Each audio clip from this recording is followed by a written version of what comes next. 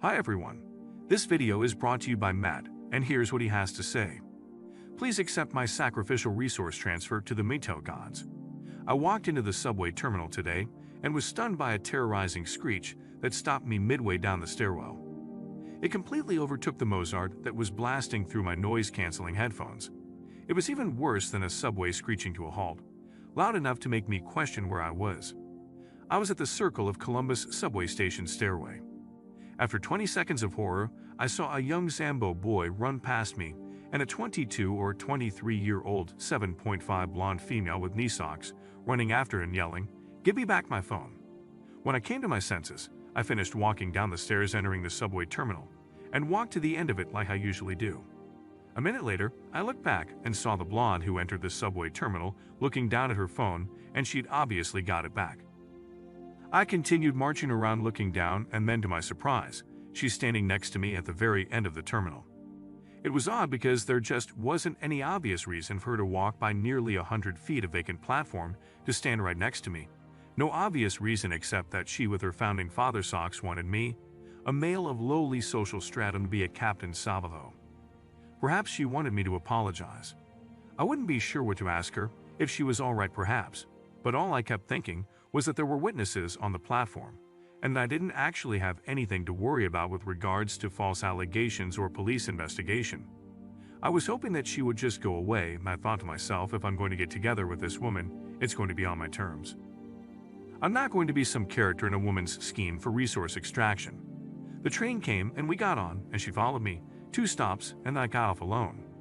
I saw John the Other's The Unholy MGTOW video, where he comments on a sermon of the pastor who attempts to explain why he is against MGTOW, but actually proves that he is for MGTOW, saying there's some people who actually have a gift of God where they can basically be not married or be in a relationship and be totally satisfied with that. I'm not sure if I've ever actually met someone like that, who's never been interested in a relationship or marriage their whole lives. What about you? What do you actually think are good ways to instill the quality of independence in boys? Well, Matt, thanks for your topic. The first thing to remember about independence is that women want an independent man, but they don't want him to think independently, meaning that he understands the physical world around him, his place in it, but at the same time he doesn't understand how to do things on his own without a woman blasting through the noise-canceling system in his brain to nag him into action. Of course, that suits her interests. If you want to instill the quality of independence in boys and men, then you actually need to make them aware that the buck stops with them, that they're responsible for the direction of their lives and they make their own choices. You have to allow them to make their own choices, make mistakes and fail in life, and learn the valuable lesson that failure is a part of life. Eventually, with enough mistakes and burning their hand on the metaphorical stove of life enough times, they will build enough character to be a touch cynical about the world and not allow others to lead them, and will actually stop being followers. That's the real problem here. I know some blue pill men that follow their wives and do what they say without question. Many of these guys are independent, can hold down a job and other responsibilities, but the operating system in their brains is their hormones being manipulated by the woman that they're with. Therefore, if you want to truly make a man independent, you need to get his operating system right. So many people are hung up on technology and what it can actually accomplish, but without the proper wiring and programming in a man's mind, he's never going to become independent. People say that MGTOW is a philosophy. I guess philosophy is a fancy word for human programming or operating system in the modern world where life is easier than it's ever been. Most people are conditioned or programmed to only deal with the smallest amount of stress to be independent. If you want a boy or man to be independent, you have to put them through stressful situations, tests, and traumatize them to deal with hardships in a world without safe spaces. Being independent means being able to think on your feet and think quickly. I'm not talking about book smarts. I'm talking about things as simple as starting a fire. Maybe take a boy camping in the woods and give him an axe and some matches and ask him to figure out how to start a fire. Don't give him any help and let him use his own imagination to figure out how to start that fire. Teach him to think creatively with regards to problem solving in life. Most of men's problems don't actually have a one-size-fits-all solution, so it's important to teach young men how to come up with multiple solutions to the same problem. The young man also needs to be taught to come up with his own solution that's the most efficient for him to implement on an individual basis. Choosing a career is a big part of being independent. That's the point where most kids have to make a huge decision at a young age of 16 or 17, and they have no idea what to do. If you force your kid to study something they hate, even if they're good at it, that's a surefire way to make sure that they get a great job and become independent financially. But are they really independent? You are the one that chose that life path for them.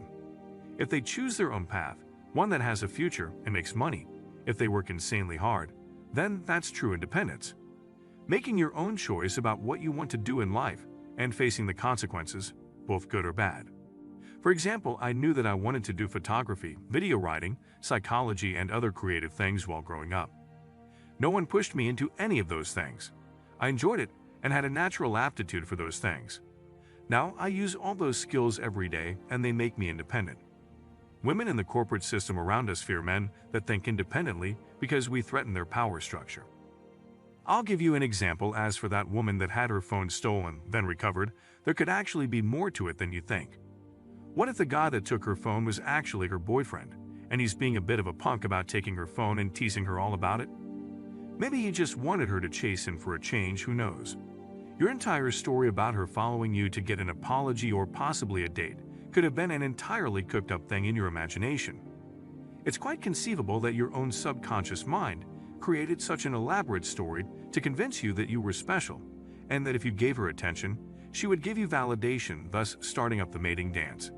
Are you really thinking independently of your own programming, or are you thinking with your little head and seeking female validation? Instead of seeing a random coincidence, I mean, if the same situation happened to you half a dozen times or a dozen times, and the woman you were with had their phone stolen and she kept coming back and standing next to you, then you'd at least have some personal proof for observations about female nature. But it only happened once as far as I can tell. One life experience where you only guessed a woman's motives is not enough to see a pattern in general female nature. So much of our so-called independence is based on our instincts. Our instinct for female validation, our instinct to work hard and gather resources. The very definition of being independent is about losing your independence to a woman. But if you're independent and gather up resources, but think independently, then you can enjoy the spoils for yourself. That's what I mean. When I say that women don't want men to think independently, once we realize that the only reason we're independent is to attract a woman, the idea of projecting so-called independence to the world becomes a joke. It's like buying a nice car not so you can enjoy it, but so others can see you and see how nice you are, and thus they can try to take it away from you. It will require that women in governments begin to think independently to fill in the gaps. But women in the state are reliant on men for cash and welfare payment transfers in the form of taxes.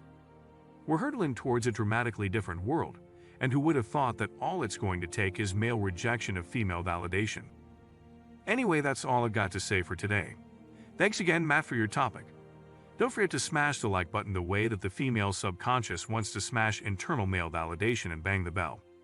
Thanks for taking your daily dose of red pills, and remember, a red pill a day keeps the stolen cell phone princesses away, so enjoy the rest of your day and cheers.